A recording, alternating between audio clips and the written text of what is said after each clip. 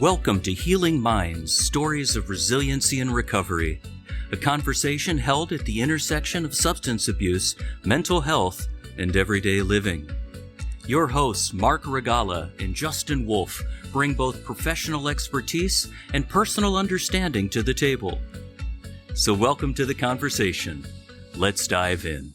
Hi, everybody. Welcome back to another episode of Healing Minds, Stories of Recovery and Resiliency. I'm your host, Justin Wolf, joined by always by my co-host, Mark Regala. Mark, how you doing tonight? Hotter than hell. We're in a heat wave here, man. It is. It's actually warmer up here than it is down in Florida. It's wild. It absolutely I'm surprised is. to see your shirt is so baggy. Well, they haven't explained why your shirt's so baggy. All right, I almost wore a tank top for you tonight. I really did. But I thought I'd never hear the end of it. Any night was that night. Tonight is that night. So, should have seized said opportunity. But here we are, t-shirt and all. That's right. What's going on in your world? Well, sports have come down, have ended for the season, so it's good. Right in time to just sit there and just soak up all this sun, turn a nice bright red, which is not the color of my favorite candy, which is right here at this little lemon head just for you, Mark. We'll just keep them right here because I know that's not part of your diet. So I don't want you to have to witness somebody consuming that food in front of you. No. I used to like them when I was a kid, though. So you got your bright yellow lemon heads. You got your lime green shirt on. You're looking good, man. You got the summer tan going. You got a fresh haircut. Tell me more. For the audience, we haven't been recording podcasts as often because Justin's been busy coaching kids baseball and softball. Nice thing is we took second in softball. So our most successful season up to this point. It's like every year, it's like, hey, first year eliminated first round of the playoffs. Second year, we won a game, got eliminated in the semis. This year, we got a bye, won the semis, made it to the championship, and we're close. We were close. So the girls did great. Next year, you win the whole thing. That's kind of what I'm feeling, right? Kind of follow the pattern here. And we won't hear from you for 2 months, from beginning of June or ending in May all the way to the middle of July. Oh, yeah. Our countrywide softball tour will begin. I have to negate baseball, unfortunately. See, the dog's hyped up back there. It's feeling it. I know the dog got upset because you had lemon heads, and he's got a taste for some lemon heads, I guess. It's not those are not useful calories. It's the first time he barked all night. Of course, as soon as we start the podcast, I apologize. All right. Well, let's kind of bring it back to the topic tonight now. Yes, sir. As we kind of venture off down that path there, we're going to kind of bring it back and just really highlight just what truly the power of living in the moment recovery is all about. And why this really is an important and critical focal point when we talk about living a life of recovery. Because we know one of the most challenging things to do, as we all just witnessed here, right, is staying in the present moment, staying on track, staying focused, especially, not like this. This is all, good times. But when the past feels really heavy, it can be really hard to not have the mind kind of hook into that and get grabbed and pulled backwards, reliving the past and having a highlight reel of mistakes, what ifs, and if onlys kind of start playing. And the idea about how different life would look if we had not made that choice to walk down the path that brought that pain into our lives. Or if it's not the past that grabs our focus, it can be thoughts and ideas about what the future holds and the uncertainty that comes with it. No promise, no guarantee. I'm feeling pretty uncomfortable in my own skin. So how am I supposed to possibly envision that my future is going to go well or look stable and consistent? Those can be very difficult positions for the mind to be in, especially when we kind of like bring in that old saying. It's like, hey, when we talk about the past is linked with depression.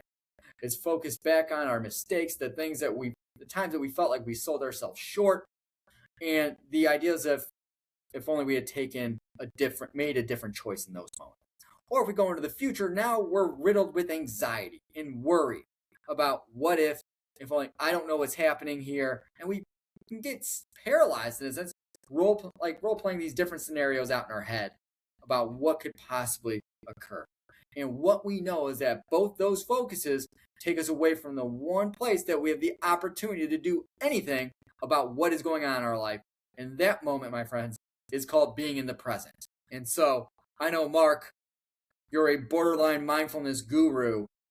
So I want to kind of, and I say borderline, a little bit of talent in this arena. So I thought it'd be a great opportunity for you to really share with everybody what it means to truly be mindfully present with oneself and live in the moment and what that really means. Well, first of all, when you're struggling and you're going to meetings and you hear that terminology, one day at a time, I hated that phrase because I didn't understand what it meant. And I didn't understand how people can embrace that. It just sounded so cliche to me. And now, as I'm sitting here talking to you on this podcast, t-shirt I'm wearing says what? One day at a time, because I've been able to embrace it. It was a process.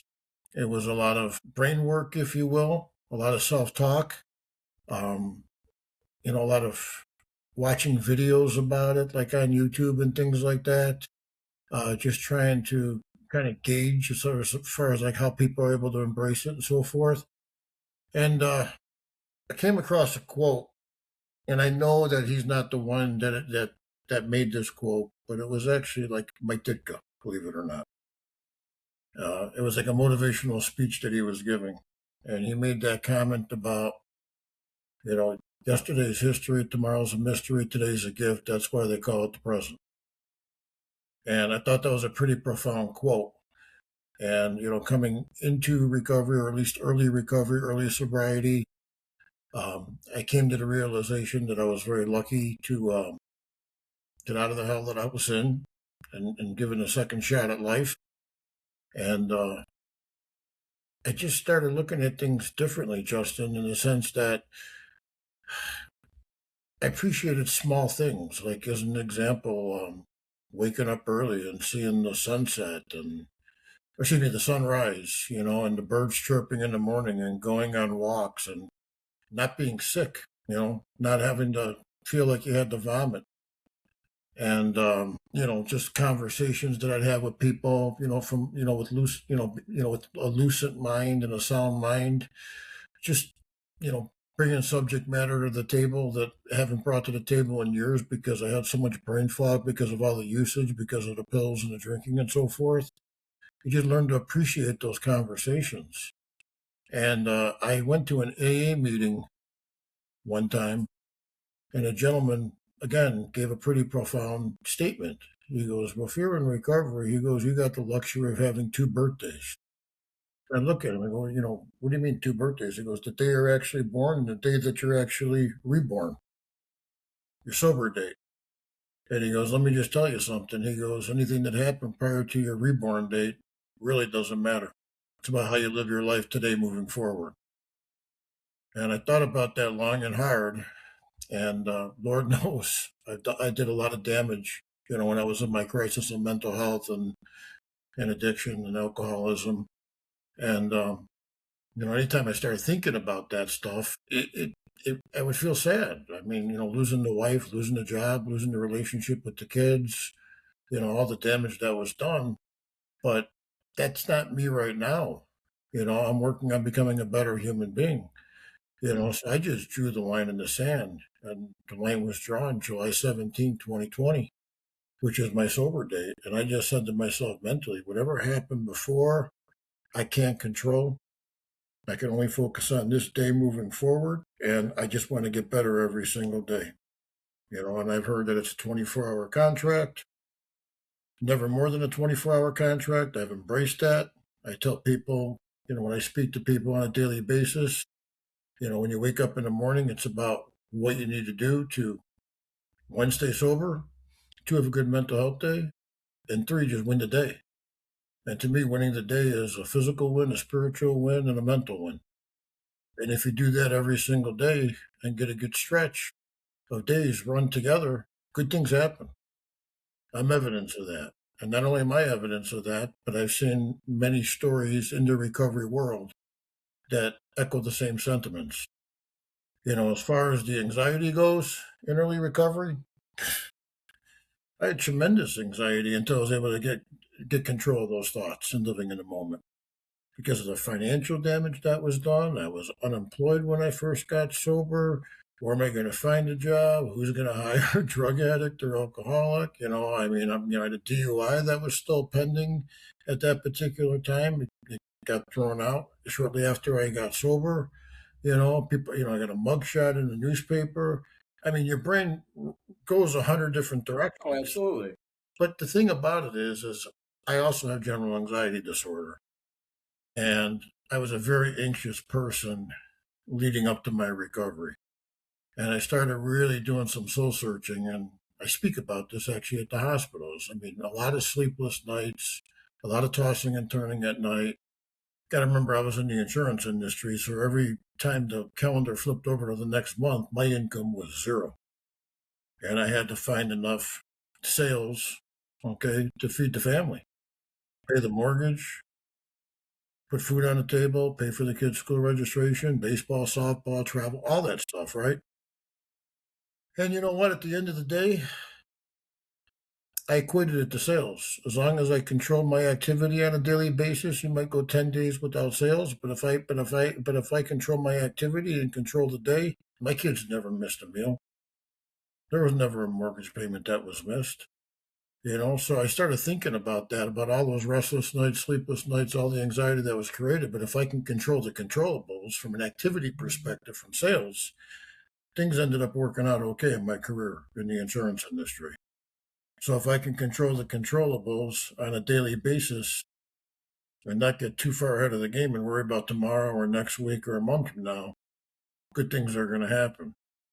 And that's what I've been able to embrace. It's a lot of self-talk, but it's made my life a lot more peaceful and a lot more happy. That's for sure. And it's easier to maintain your sobriety when you're living in the moment 100% for sure. Absolutely. Because, even just what you highlighted there, like even just kind of going through what you went through and kind of sharing, where your mind would go, noticing that and bringing it back.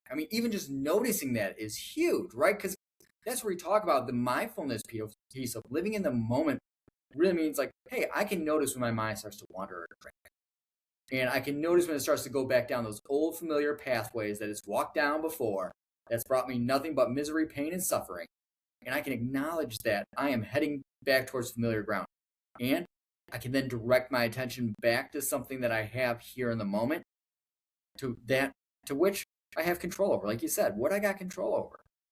And I think that's huge in order to be able to kind of really form a different relationship with the way in which we're thinking, which allows us to be fully present, because that's completely different than when we're caught up in it. Because when you're caught up in it, you become really effective at figuring out ways to avoid problems and to push that stuff aside, right? Like, I don't need to deal with that. I'm just going to focus over here. We're just going to keep ignoring, avoiding, pushing it away. And what do you get with that? Hey, it's going to be really hard for me to manage the way I'm feeling. My emotions, I'm already on this emotional roller coaster because I know the stuff that's kind of waiting for me that I'm just refusing to accept, and I'm refusing to acknowledge. But that's what the power of living in the moment really does.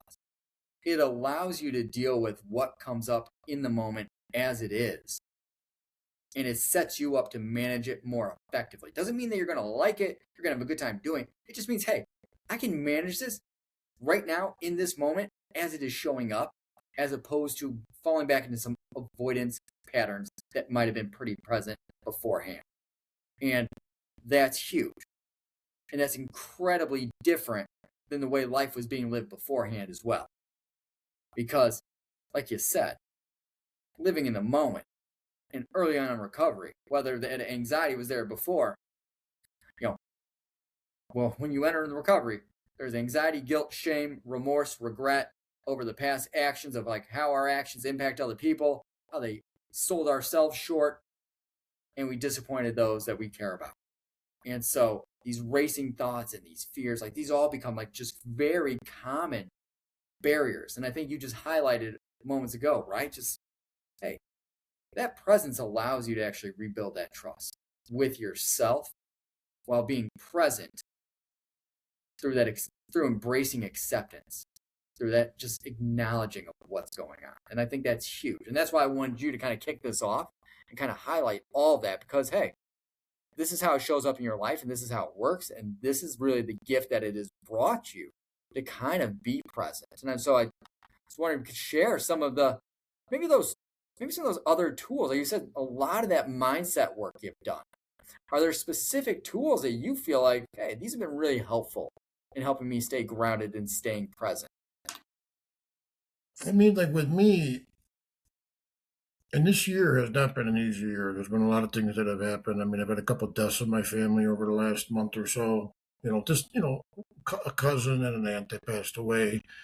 Obviously, you got the financial stress of the economy right now with, the rising cost of gas and, groceries and things like that. And I'm still 6 years later digging myself out of a hole. I mean, it's a process, and there's no doubt about it. To me, it's like when you're going through a tough situation, I've kind of trained my brain to be like, okay, well, this is a tough, what is this teaching me? What is the teaching moment? What is the positive I can take away from this? And, what can I control? I mean, I can't control what's going on in friggin' Iran and the friggin' gas prices shoot up 20 or 30 cents a gallon. But, I can control, maybe trying to pick a couple extra hours up at work or, do some stuff on the side to try to bring a little more money in, to try to, still be able to, afford some of the things that I need, like, the necessities and so forth. So like I said, I mean, it's a lot of self-talk, and if it's something that I can't control or something that I have no control of, I kind of have that mentality, the magic 5 words. It is what it is, just have peace with it. I mean, it is what it is. There's going to be challenges in life. Control the controllables. What's the positive I can take out of it? What do I need to do today to maintain my sobriety and recovery? What do I need to do to win the day? I mean, I will tell you, before I even worry about work or all that stuff, it's always been, since day one, recovery focused. I mean, when I wake up in the morning, if I got some non-negotiables, those are going to get done. Because without my recovery, in my opinion, I don't have anything. Because I saw the chaos that it caused when I was in active addiction and alcoholism, with depression and anxiety running rampant. So I have to keep that in check, and then I want to build, and I want to become a better person. But, I really don't focus too much on, where I was a year ago, or where I was 6 years ago, or where I was 10 years ago. I focus on where I was yesterday. And as long as I'm improving and moving, even if it's just a little bit today versus yesterday, to me, the day is a win. And then I try to remind myself in the evening before I go to bed, if I don't fall asleep on the couch, the wins of the day. To this very day, I try to focus on the positives of the day. So really a lot of the stuff that you learn in treatment and PHP and IOP and working with therapists and so forth, I try to implement in my daily life, but I kind of put my own spin on it. I don't use the medical terms. I just call them like brain set, reset, self-talk, glass half full versus half empty, just stuff like that. I mean, reframe it in a sense, these situations, right? And it sounds like also what I know you do, right? You got these these anchors that you kind of, grasp onto, like especially in the morning. Like these are the things you do for yourself. Like you said, hey, for me to sustain where I'm at, I make sure these are my non-negotiables that show up in my life. And I know for a lot of people, like that really helps with that presence. It's kind of like that grounding process of saying, hey, I'm here, I'm engaging in this, and I'm fully present as I engage in this. And that's where it's like, even what we talked about earlier, right? Like those mindfulness techniques, like whether it's like breathing, physical grounding, just noticing, doing some of that breath work or some 5 Yeah, I'm a big box breathing type of guy. Like if I do, and I'm pretty chill, but I have a moment here and there. I'm a big 4-6-4 box breathing type of guy, or if I'm in a position where I can, take a lap and do a walk around the office or, walk the dog around the block real quick just to get my mindset, just like a whole reset type thing. I'll do that, cold glass of water. But honestly, that was a lot early on, the grounding techniques. I still use them, but I don't have to use them as often because I really have gotten better at controlling my thoughts and really thinking things through. That was important early on for sure. Oh, absolutely. And like what you said, I mean, like there's an application. Like these are really useful and really helpful, especially early on. I mean, you talk about like when cravings and the mind's racing and things are going wild and it feels like, things are just exploding up here. It's like, I just want to get out of my head. It's like, hey, let me kind of pull on one of these tools that's actually really useful and helpful. Or when I have that natural, like maybe I got a short fuse and it gets flipped early and I just want to unload because you know what? I know that's going to feel better for me. And I can kind of take a moment, pause, play that tape all the way out and see, hey, how's that other person going to receive what I'm about to extend their way? Yeah. That's not going to be helpful or beneficial long term. Yeah, as far as like thoughts of like using or drinking early on, I mean, I always reminded myself, and again, I think I learned this in treatment, that a thought is just a thought. It's your reaction to the thoughts that is the key. So if my mind wandered to drinking or, trying to score some pills on the street or what have you, okay, that's a thought. Okay, you got an urge, you got a crave, but what are you going to do? Well, maybe I'm going to call my sponsor or go to a meeting, or take a walk around the block or take a walk around the lake and listen to some good music. That was happening a lot early on. I mean, I can't even begin to tell you how many times I was getting urges and craves there, specifically those early days, but really even, several months after getting sober. I mean, they were getting fewer and far between, but they were still coming fast and furious. And then, one day you wake up and you realize, oh man, I haven't had an urge and a crave in a while. And I couldn't even tell you exactly when they stopped. I really couldn't. Because I was just so focused on my recovery and living my life, Absolutely. Well, I think that's where like that present moment and staying in the moment really allows you to make that choice that's in your best interest, that stays recovery focused, as opposed to being like emotionally driven and charged and pushing you off the course you've been walking. And you fought like heck to kind of get on, man.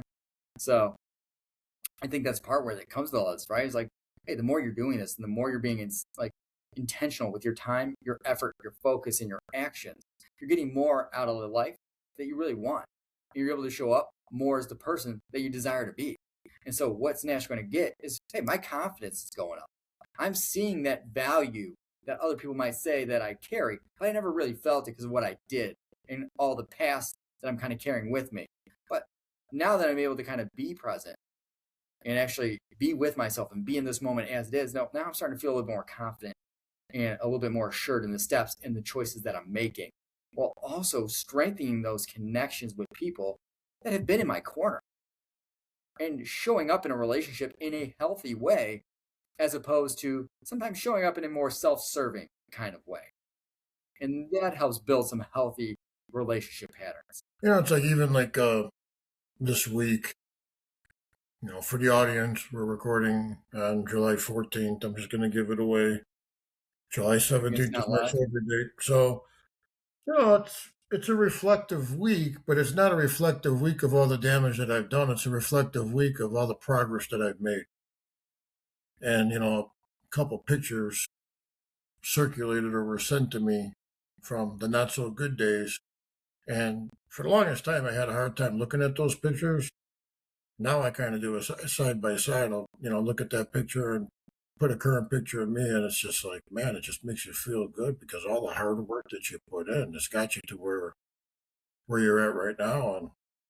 And I never thought 5 years down the road or 6 years down the road. I mean, I literally was just trying to get early on. I was just trying to get through the hour, and then it was get to breakfast, get to lunch, get to dinner, get to bed, and then eventually graduated to just get through the day.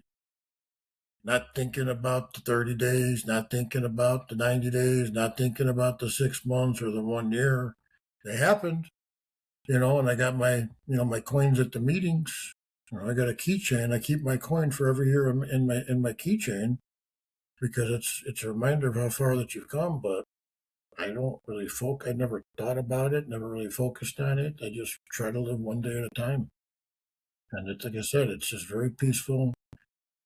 Definitely a lot happier that way, and it's just made my life just a lot. It's I don't know. It just it's made my life a lot better and a lot more fulfilled just living in the moment. Well, that's the part. You're out of that survival mode, and you've been able to kind of create the space for joy to be present in your life by being in the moment, and that's huge. Yeah. And I think that's I think you go from survival to what you call it, thriving. That's what I would call it, thriving. Yeah. But I try not to get too excited about it because, like I just told somebody a couple hours ago, that's struggling a little bit after a couple years of sobriety. You can't get complacent. Complacency kills the momentum. And I am a firm believer, like when I go to meetings, I never use the word recovered drug addict or recovered alcoholic. I just don't. I say a drug addict or alcoholic in recovery because that tells me that I got to do things every single day to stay in recovery.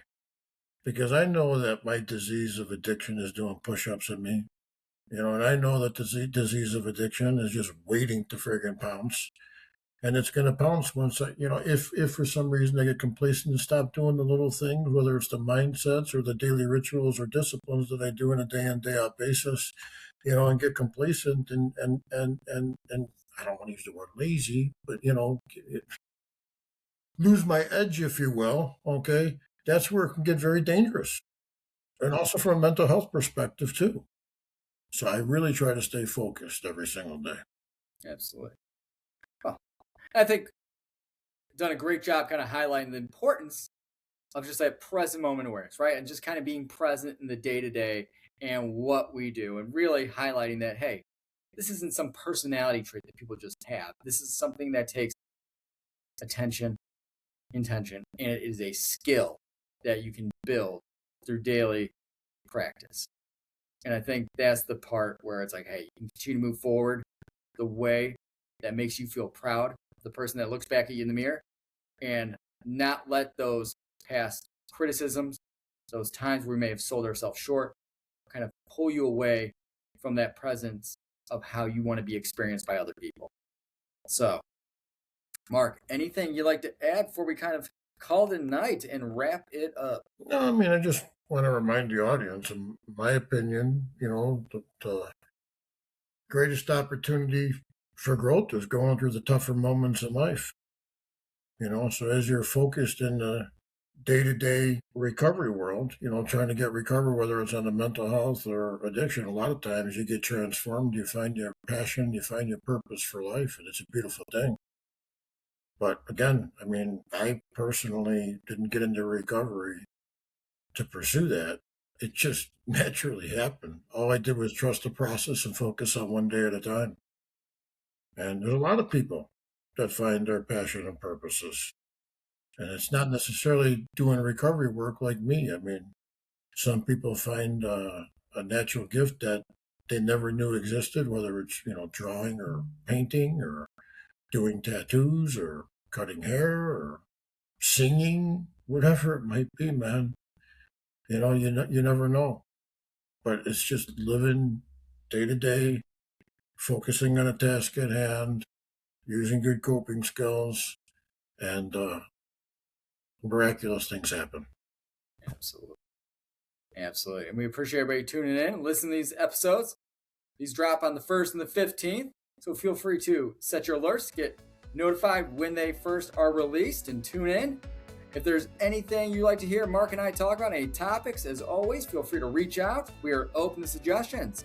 So, until the next episode, everybody, thank you for joining us, and we will catch you next time. Thanks for joining us today on Healing Minds, Stories of Resiliency and Recovery.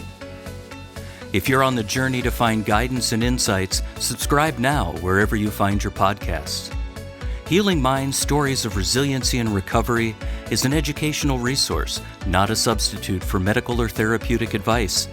The opinions expressed by the hosts and their guests are not necessarily those of NAMI DuPage. Go to namidupage.org/podcast for links to past episodes, show notes, and to submit a question or topic ideas for a future episode. Until next time, be well.